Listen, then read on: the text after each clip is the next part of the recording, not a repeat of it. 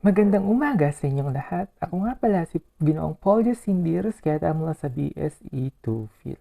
At ako ang inyong tagapag-ulat sa araw na ito. Ngunit, bago natin simulan ang ating talakayan, atin munang bigyang presensya ang ating Panginoong Diyos sa isang munting panalangin. Binibining Bea, maaari mo bang pangunahan ang ating panalangin?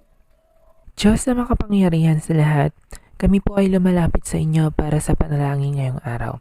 Mahal naming Diyos, kami po sana ay inyong gabayan para sa aming online class.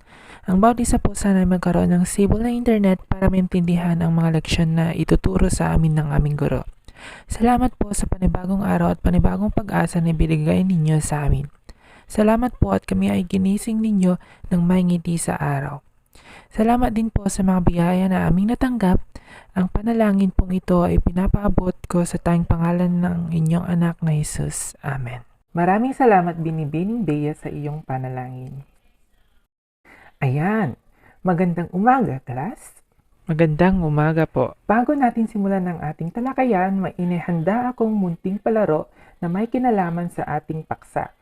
At ito ay pinamagatang Isaayos Mo Ako. Ang gagawin nyo lamang ay kailangan nyo buuin ang mga letrang na balibaliktad at makabubuo na tayo ng isang salita na may kinalaman sa ating paksa. At ating sisimulan na para sa unang bilang. Anong salita ang ating mabubuo? Sir, Ginoong Mark? Filipino po. Ayan, mahusay. Sa pangalawang bilang naman, Sir, Binibining Pia? curriculum po. Tumpak! Ang ikatlong bilang naman, Sir, Ginoong Brian? basic education curriculum po. Tama! At ang pang-apat at huling bilang naman, Sir, Binibining Kat? Commission on Higher Education po. Check na check. Batay sa mga salita na ating nalikom, ano kaya ang ating paksa? Sir, Ginoong Josh? Filipino sa BEC at CHED curriculum po. Ayan, mahusay. Ang ating paksa ngayong araw na ito ay pinamagatang Filipino sa BEC at CHED sa curriculum. Ang una nating tatalakayin ay ang pagtuturo ng Filipino sa sekundarya, na kung saan alam naman natin na napakasaya ang pag-aaral ng Filipino noong tayo nasa sekundarya pa. Pangunahing mithiin ay makadevelop ng isang graduate na mabisang communicator sa Filipino. At talaga namang napatunayan ito at halimbawa nito ay tayo bilang isang kolehiyo na tumataglay sa mga apat na makrong kasanayan at ito ang mga pagbasa, pagsulat, pagsasalita at pakikinig na talaga namang naituro ng ating mga guro sa Filipino noon kung ano ang mga salik sa asignaturang ito. Pangalawa, sa unang 2 taon, binigyang focus ang masusing pag-aanalisa at pag-aaral ng mga tiyak na istrukturang gramatikal ng Filipino bilang isang kasabay sa pagtatamo ng wastong kasanayan sa maunawang pagbasa.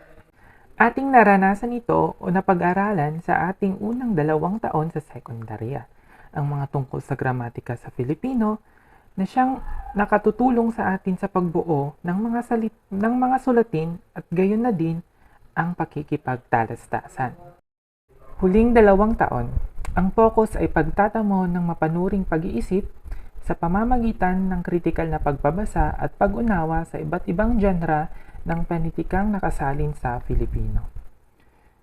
Sa ating huling 2 taon naman ay tinatalakay ang mga pag-aanalisa at pagkritik sa isang babasahin at gayon na rin ang iba't ibang genre na siyang makatutulong sa ating pagkatuto at mapalawak patungkol sa Filipino. At binibigyang pansin ang mga tiyak na akda bilang mga akdang pampanitikan.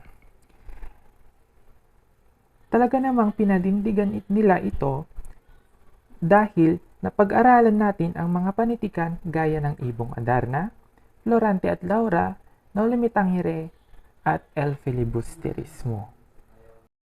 Sa kabuuan, mahusay ang pagkakabuo o o pagkakabalangkas ng Revised Basic Education Curriculum o ang RBEC sa asignaturang Filipino, sapagkat hindi lang ang kapakanan ng mga mag-aaral ang isinaalang-alang dito, kundi pati na rin ang kapakanan ng mga guro.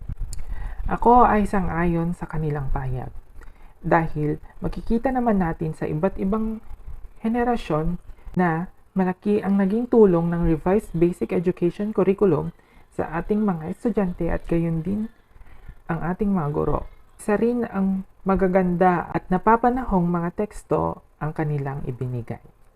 At tayo naman ay dadako sa pagtuturo ng Filipino sa tersyarya, na kung saan maraming mga pangyayari o issue ang naganap dito.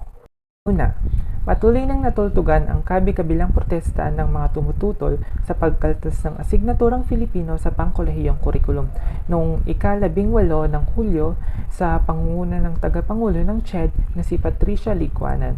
Ipinag-utos niyang panatilihin ang pagtuturo ng Filipino sa kolehiyo mula 6 hanggang 9 na unit depende sa programang kinukuha ng mag-aaral, na siya ring nakasaad sa CHED Memorandum Order 59 serya ng 1996 na mayroong 9 na unit ng Filipino para sa language at literature, habang nasa CMO number 4 serya ng 1997 naman nakasaad na mayroong 6 na unit ng Filipino para sa humanities, na talaga namang ipinaglaban ng maraming tao ang pagpapanatili sa Filipino dahil ito ang ating diwa at ito ang ating kaluluwa.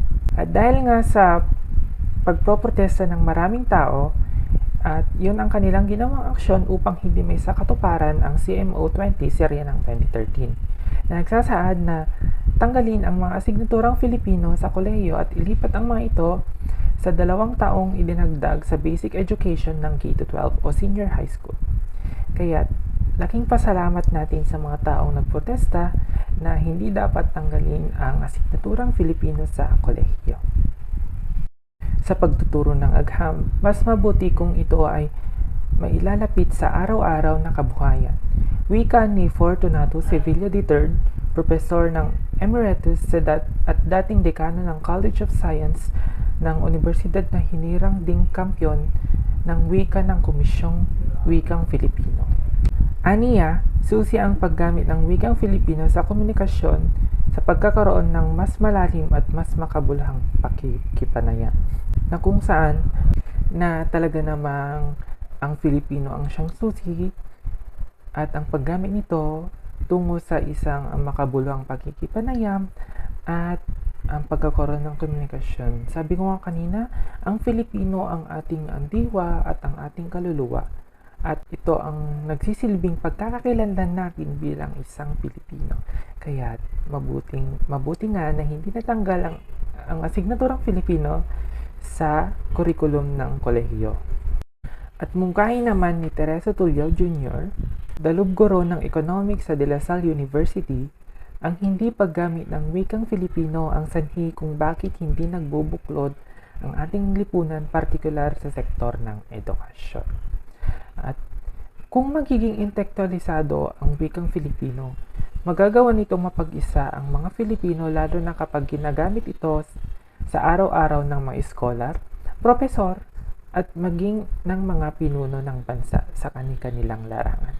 Na sabi ko nga kanina, na ang Filipino ang ating diwa at kaluluwa, na siya ring nagbubuklod sa ating pagka-Pilipino at kaya't ating tangkilikin ang sariling ating. At malaking ambag ang pagiging maalam at matatas ng mga Filipino sa wikang Ingles sa mga panlabas sa transaksyon. Malalanta naman ang integrasyong pangloob ng ating lipunan kung pipilitin itong paghariin sa bansa, sapagkat malayo pa rin ang wikang banyaga sa kamalayan at karanasan ng mga ordinaryong Pilipino. Samantala, pinabulaanan naman ni Purification de Lima, Commissioner sa Ilocano ng KWF, ang paniniwalang kababagsak ng wikang Ingles ang pag-angat sa wikang Filipino, na talaga namang totoo ito. Kaya't kung higit na mapapayabong ang wikang Filipino sa loob at labas ng bansa, kung gagamitin at palalawakin ito gaya ng ginagawa natin sa Ingles, ay Ating wikang Filipino ang siyang maghahari sa ating bansa. Sa katunayan, ayon sa resulta ng Test of English as a Foreign Language, isang respetadong pagsusulit sa wikang Ingles sa buong mundo noong 2010, ika-35 ang Pilipinas mula sa 163 na bansa sa pinakamataas na gumagamit ng panyagang wika, habang pangatlo naman sa Asia kasunod ng Singapore at India. At dito makikita natin kung gaano tayo kadalubhasa sa wikang Ingles at kung gaano naman tayo kadalubhasa sa wikang Ingles, sana mas dalubhasa tayo sa ating wikang Filipino. Sabi ko nga kanina, tangkilikin ang sariling atin at ating palawigin at ang Filipino ang maghari sa ating bansa dahil ito ang nagbubuklod sa atin bilang isang nagkakabayan at nagtutulungang mamamayan ng Pilipinas. At dito na nagtatapos ang ating talakayan. Maraming salamat sa pagkikinig at naway marami kayong natutunan sa ating paksang itinalakay ngayon.